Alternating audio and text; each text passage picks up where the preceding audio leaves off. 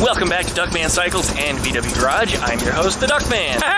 We're back today with my 1968 Volkswagen Fastback right here. Her name is Ruby, and I'm doing an upgrade to the dual carburetors that are on there, changing out the throttle linkage and upgrading the air cleaners to something that makes a lot more sense, that doesn't suck down on top of the carburetor when I get on a throttle, which has been a problem with this car for quite a while, and I'm finally getting around to fixing it.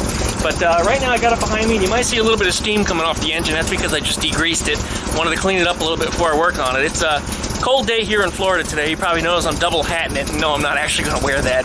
I just wanted it on for the intro. It looked kind of stupid, but it's fun. Fun and games, you know, that's why it's there. We're going to tear this thing apart today and get this thing upgraded.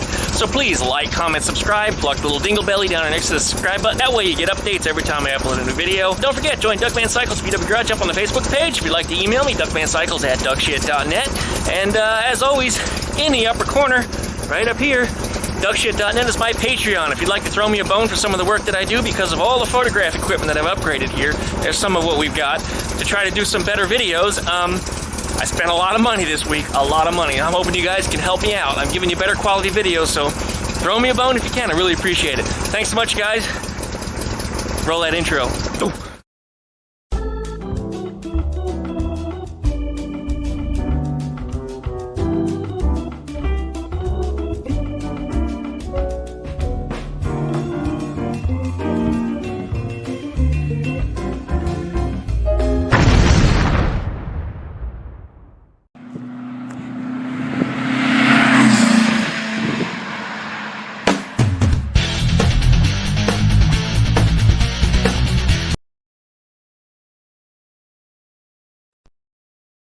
Alright, we're back, and she's warming up pretty good. We're trying to let that engine dry up as much as possible. And being that it's about 35 degrees here this morning in bipolar Pensacola, it's always nice to work over a warm engine compartment. You know, I don't need it hot, but when your hands are so cold, you can even handle hot parts without it hurting you too much. I think I'm going to have to remove the carburetors and the intake manifolds and everything, because underneath those intake manifolds, I put the fuel injection plastic phenolic prophylactic spacers. I forget what their exact word is, but yeah, prophylactic spacers. The idea and concept was to try to keep the carburetors from getting hot and boiling over, something I did about 2 years ago. And did it help? Yeah, it helped a little bit. But it turned out actually more of the problem that I was getting was actually from, and I didn't know this until just now, but down below here, and I don't know if you can really see it, but there's a gap. There's a piece of tin missing that's supposed to seal the cylinder head tin from the intake manifold, so that way it doesn't blow air directly over it. So there's a massive air leak right there, and hot air leak. All the air that's blowing off the head is coming across and blowing on the intake manifold, which naturally makes it hot. And where does it go? Into the carburetor. So I'm going to have to do something about that. So while we have this apart, I'm going to either find the tins, I may have them in a bin full of stuff that I got from the previous owner, or I'm going to have to make a couple of pieces of sheet metal that fit. There's a good possibility that if he had them, and that big bin of stuff had just about everything that was missing from this car, I found in there. But if they're not in there for some reason, then I'm going to do the best I can to make them. So looks like it's just a couple pieces of flat sheet metal, and I see 2 screw holes, so that shouldn't be too hard to fabricate. Let's get back on topic here. We're going to start tearing this apart. We're going to be running a little bit of GoPro action over here. Going to try to do a little time lapse, and let me know what you think of that video. It's going to be something a little bit different than I've never done on this YouTube channel before. So thank you guys for watching. I really appreciate it. Let's go ahead and get to work. Alright, we're nice and warmed up. Let's go ahead and start disassembling some stuff, and let's see where we wind up at today.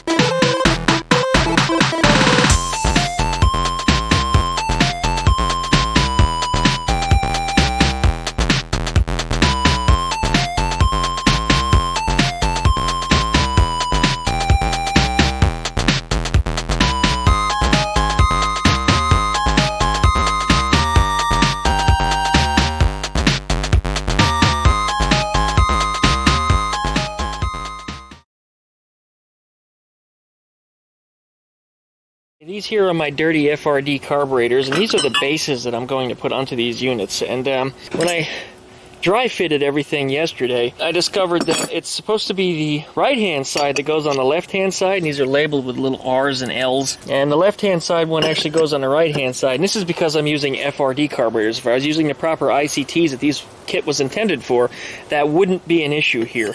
But because we're flip-flopping things around, we're doing a little bit custom.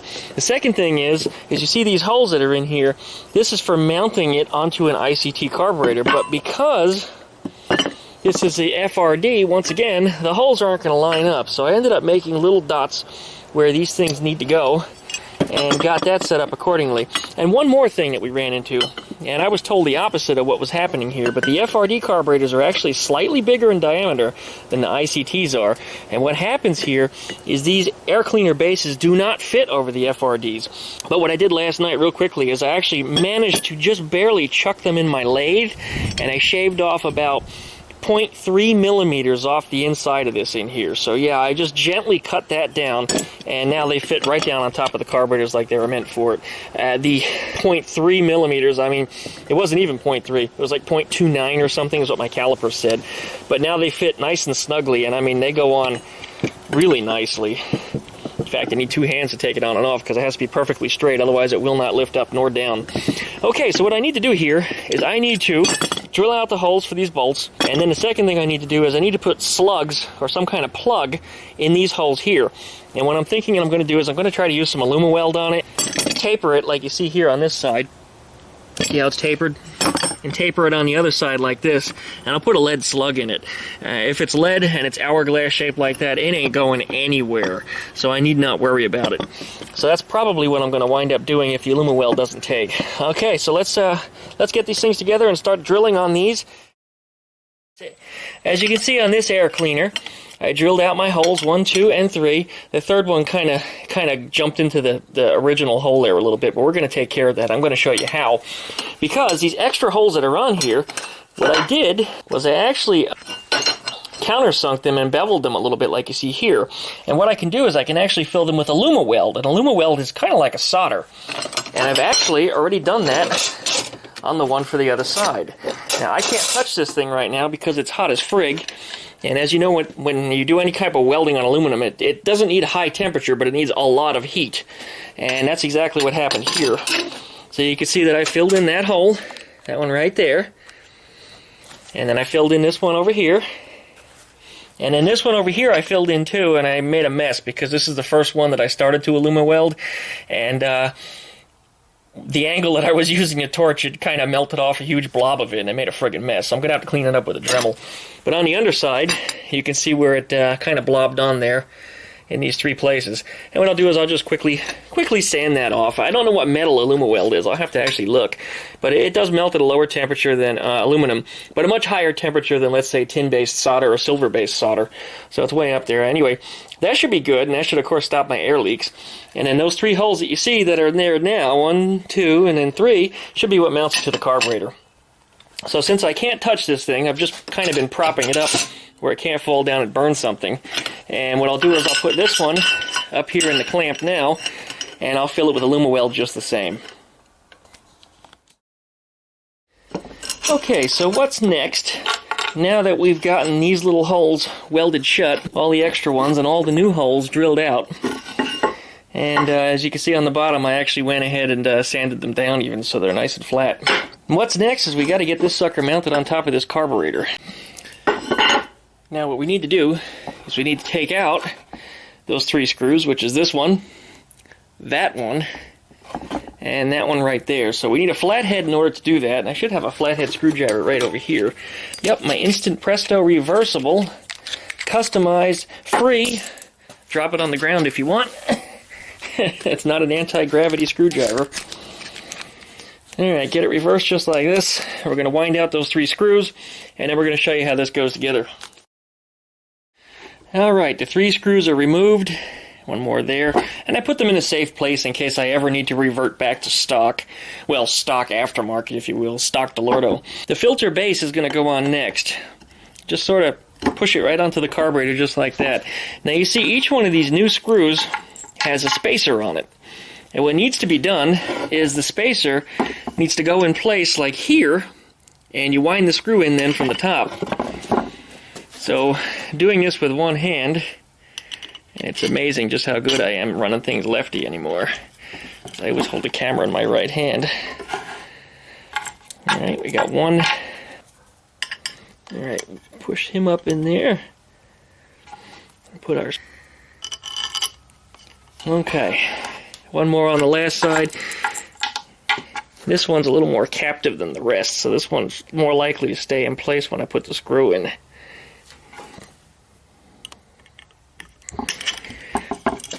Okay, now it's just a matter of tightening these 3 screws down, and now the base is attached effectively to the carburetor.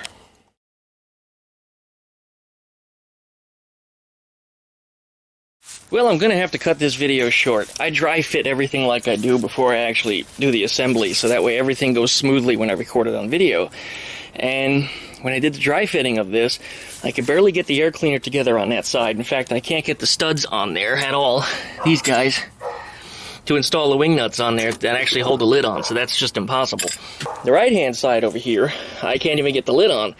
And the reason why is because the body is entirely too close to the top of the carburetors. Now, these are correct intake manifolds from CB Performance. They're older ones. They were bought separately from this kit, but nonetheless, they are still the CB Performance intake manifolds that are actually intended for the FRD carburetors. Now, these tops are intended for ICTs, but as far as the dimensions of them are vertically, they're the same, and I actually verified that. Now, the FRD carburetors are slightly taller than the ICTs, maybe 1/8 of an inch, but 1/8 of an inch is not going to be enough to get that lid on anyway. Sure, it'd be nice if I had that extra 1/8, but, you know, it's not going to make a difference in this case. But, it turns out, after looking, there's a much bigger gap further to the back, and then it gets tighter as it goes to here. Now, as I've always noticed, the rear valence of this car, right here, the tailgate, you can see some wrinkles in it. You know, wrinkle. It wasn't hit. There's no evidence of it being hit. What that is evidence of is somebody overloaded this trunk at some point, one of the previous owners, and this is the way the car always was. In fact, this was re-welded because it was broken at some point. I would venture to say that somebody probably loaded this trunk up with, let's say, bags of concrete or something, and then took them home driving over a whole bunch of speed bumps on the way, and they bent the back of the car. So yeah, the back of the car is bent, and ironically, it's the part of the car that's one of the strongest parts right here. This is going to be really hard to fix. But yeah, I'm going to have to do some body work in order to make these carburetors fit on here. So we're going to have to stay tuned on this one. This is something that I want to put back together because I want to start driving this car again. It's Volkswagen driving season whenever the colder months come around because these things don't have AC, but mine has really, really good heat. So I'd love to be driving this car this winter, but I can't do it if I don't have carburetors. And if the carburetors don't fit, because the body doesn't fit properly, I'm going to have to make some adjustments. So, yeah, the first thing I did was I removed the rear engine stabilizer that's back there. It's not actually an engine mount. This is just to stop vibration. And when I put it in, I was quite amazed at actually how much vibration it did stop. But I took that out and tried pushing down on the engine, and I can make the engine flex a little bit. Let's see if I can get on the tailpipe over here, wherever it's at. There it is. You see, I can push down on the engine a little bit, and it increases my clearance slightly, but just not enough. Just not enough at all. So yeah, the back of the body is going to have to be bent. I'm going to have to figure out where the best place is to either cut it or where to hook it up to and start bending it back. When this was on there also, this never fit right either.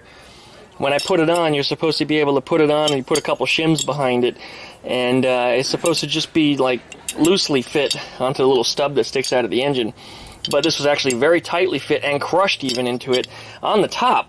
Not pushing down like gravity would say would be normal, but it was pushed in the top, which tells me that the rear tailgate is, again, bent down and pressing into the engine. So, yeah, the whole back end needs to come up probably about a ½ an inch. Maybe if I can get a little higher than that, it might even be good. Maybe a whole inch at this end. Put the whole thing back together after that. Yeah, it's always something with these cars. You gotta love Volkswagens. It's always something with them. Okay, we're going to have to stay tuned on that one, and I'll have to let you guys know in the future. I'm sorry I didn't get this thing assembled, but, you know, this was going to be a single video, you know, how I put these things together, and it's just, yeah, it's not going to work out that way. Thank you guys for watching. As always, like, comment, subscribe. Just because it's a failed video doesn't mean you can't like, doesn't mean you can't comment, doesn't mean you can't subscribe. I really appreciate you for watching, really I do. Check out Duckman Cycles VW Garage over on the Facebook group page. And as always, thanks for watching. See you next time.